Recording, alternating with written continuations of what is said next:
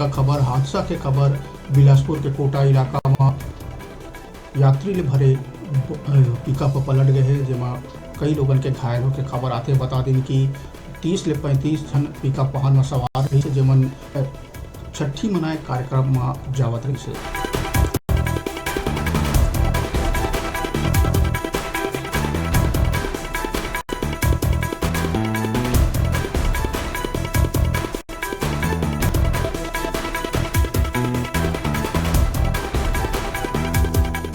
बता दें कि कोचरा ले गुटकू छठी कार्यक्रम में बेरा पिकअप अनियंत्रित होकर खेत में पलट गई, जेमा सवार कई लोगन ला गंभीर चोट आहे।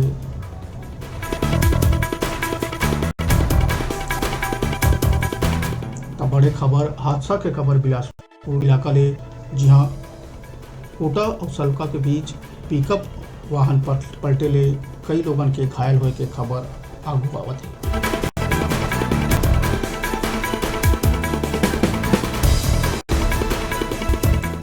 कोचरा ले गुटकू छठी कार्यक्रम में शामिल हुए जावत बेरा घटना हुई।